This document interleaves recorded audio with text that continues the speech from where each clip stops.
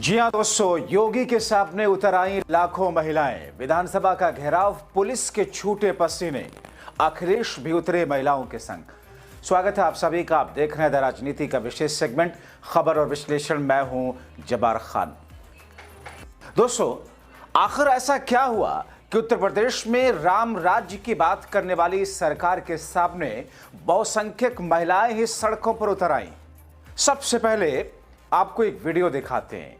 राम राज्य का ढकोसला करने वाली यूपी सरकार में किस अंदाज में योगी की पुलिस को, योगी सरकार को महिलाओं ने घेरा और उसके बाद फिर क्या हुआ। अखिलेश यादव ने वीडियो शेयर करके क्या लिखा आपको बताएंगे, मगर सबसे पहले आप ये वीडियो देखिए। एक कटोरी दो समोसा, एक कटोरी दो समोसा, सत्य बदल दो, ताज बदल दो, अभी तली अंगड़ाई है, अभी तली अंगड़ाई है। हम अपना अधिकार मांगते, हम अपना अधिकार मांगते। योगी जी के राज में, बाबा जी की राज में, बाबा जी की राज में, नहीं डरेंगे घुड़की से, नहीं डरेंगे घुड़की से,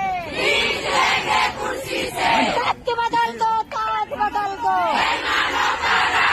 2000 में काम नहीं, जो हमसे टकराएगा, एक कटोरी दो समोसा, आवाज दो, आवाज दो, उत्तर प्रदेश आशा वर्कर जिंदाबाद, उत्तर प्रदेश आशा वर्कर जिंदाबाद, संयुक्त बजा देंगे, हम भारत की नारी है, हम भारत की नारी है,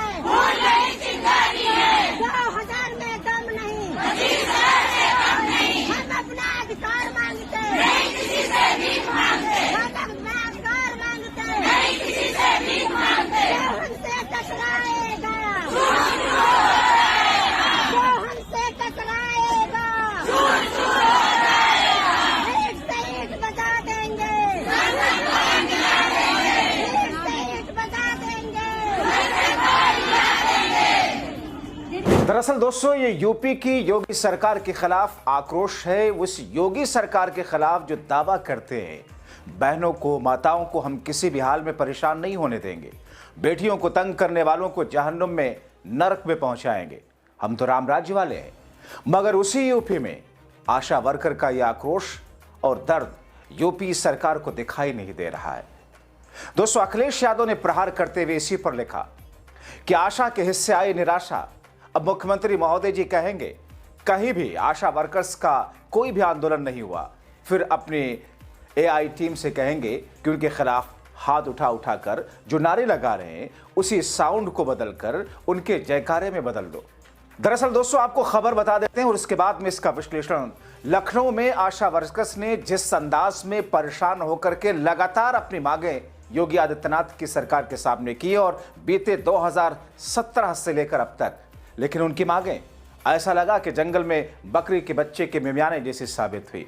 उत्तर प्रदेश में आशा वर्कर्स यूनियन से संबंध all India central council of trade union ने, इसके बैनर तले प्रदेश भर से आशा वर्कर्स लखनऊ पहुंची। अपनी मांग को लेकर के वो अपनी आवाज दरअसल योगी आदित्यनाथ तक, उत्तर प्रदेश के मुख्यमंत्री तक पहुंचाना चाह रही थी, मगर उनकी आवाज पहुंच ही नहीं पा रही है, या फिर उनकी आवाज पहुंच तो रही है लेकिन सरकार की प्राथमिकता में ही नहीं है कि इनको राहत दी जाए या इनकी आवाज सुनी जाए। आशा वर्कर्स ने जिस अंदाज में नारेबाजी की, आपने वीडियोस के अंदर देखा, जिस तरीके से, जिस स्लोगन्स के साथ में वो लखनऊ पहुंची थी, वो दोस्तों आपने देखा और सुना। आशा वर्कर्स का कहना है कि 5 सूत्री मांगों को लेकर लंबे समय से संघर्ष कर रहे हैं, मगर कोई सुनवाई नहीं हो रही। भीषण ठंड में यूपी के 75 जिलों से आई आशा वर्कर्स चारबाग रेलवे स्टेशन पर जुटी, स्टेशन से पैदल विधानसभा की ओर कूच करने लगी और इससे पहले ही वहां पर पुलिस पहुंच गई। 4 थानों की पुलिस फोर्स ने आशा वर्कर्स को चारों तरफ से बैरिकेड करके घेर लिया। चारबाग से निकलने के लिए आशा वर्कर्स से काफी संघर्ष और हंगामा हुआ, मगर पुलिस ने किसी भी आशा वर्कर को आगे नहीं बढ़ने दिया। इस दौरान आशा वर्कर्स ने जिस अंदाज के नारे लगाए कि 2000 में दम नहीं, 20,000 से कम नहीं, और इसके साथ साथ योगी आदित्यनाथ को लेकर के, उत्तर प्रदेश की सरकार को लेकर के किस किस अंदाज में, किस तरीके से आशा वर्कर्स ने विरोध प्रदर्शन किया, यहां तक कि उन्होंने कहा कि 1 कचौड़ी 2 समोसा नहीं, अब योगी तुझ पे भरोसा, इस किस्म के स्लोगन्स के साथ में जो हंगामा देर रात मचा रहा, मगर सरकार पसीजी नहीं।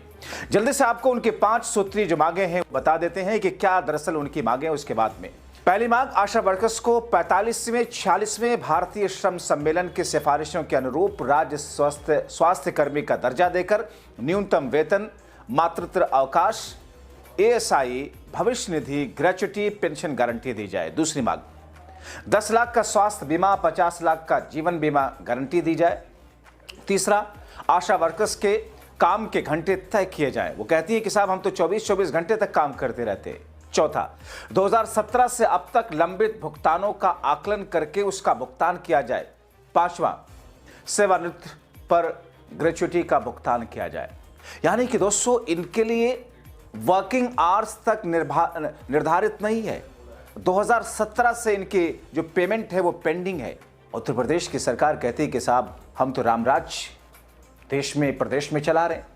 क्या रामराज यही है? क्या रामराज के लिए यूपी की सरकार की कल्पना यह है कि बहुसंख्यकों के त्योहारों पर सिर्फ कुछ ऐसा कर दे जिससे लोगों को लगे कि साहब वाह वाह योगी जी वाह? क्या रामराज की कल्पना पर यही है कि दिवाली पर अयोध्या में जाकर के लाखों लाख दीप जला दिए जाए और उसके बाद में वो तेल और दीप बर्बाद जाएं, या फिर जिन्हें बाद में लोग उठाने के लिए आपस में गुत्थम गुत्थी करते नजर आए?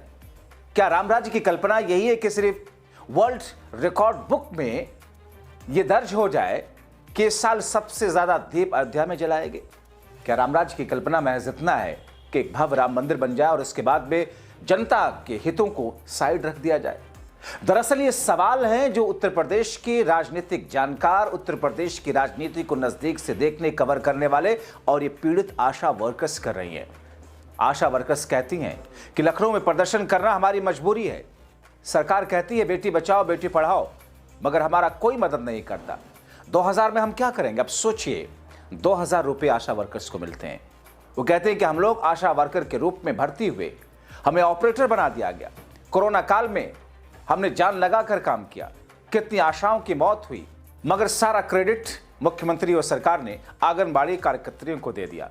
देर रात अगर हम लोग डिलीवरी के लिए CCSC सेंटर पहुंचते हैं तो हमको रात गुजारने के लिए एक कमरा तक नहीं मिलता। 2 से 2,500 हजार रुपये हमको मिलता है, मगर वो भी समय से नहीं। अगर हमें काम के हिसाब से पैसा मिलने लगे तो 15 से 20 हजार रुपये मिलेंगे। हमको विधानसभा जाने से कोई रोक नहीं सकता, हम बैरिकेड तोड़ करके विधानसभा पहुंचेंगे। ये दरअसल उस वक्त की तस्वीरें अलग अलग जगहों से आई हुई। आशा वर्कर्स कहती हैं कि 2006 से सेवा दे रही हो। जाहिर तौर पर यह स्थिति एक दिन में यूं ही उत्पन्न नहीं हुई है। इस स्थिति के पीछे जिम्मेदार सरकार, प्रशासन है या फिर उनकी स्कीमें हैं। मगर दूसरी तरफ सरकार का यह दावा क्यों? और जब आशा वर्कर्स अपनी फरियाद लेकर के लखनऊ पहुंचती हैं तो फिर कड़ाके के सर्दी में उनके सामने पुलिस फोर्स तैनात कर दी जाती है, उन्हें घसीटा जाता है, उन्हें रोका जाता है। क्या इन तमाम चीजों से आंखें सरकार ने मूंद रखा है? क्या योगी आदित्यनाथ की सरकार का एक कर्तव्य नहीं कि अगर प्रदेश के 75 जिलों से महिलाएं इकट्ठा होकर के किसी उम्मीद में उनके साथ मुलाकात करने या उनसे अपनी फरियाद रखने आई हैं, तो कम से कम एक बार उनसे मुलाकात की जाए? मगर नहीं, ये नहीं होगा। होगा वही सब जिसमें वोट बैंक कंसोलिडेट होता रहे, होगा वही सब जिसमें चर्च के बाहर हंगामा होता रहे, चर्च को तोड़ा जाता रहे, मगर सरकार पुलिस खामोश रहे, क्योंकि यही सूट करता है सत्ता पक्ष को। आपको क्या लगता है? अपनी राय कमेंट बॉक्स में जरूर लिखें। अभी के लिए इतना ही। अंत तक वीडियो देखने के लिए शुक्रिया।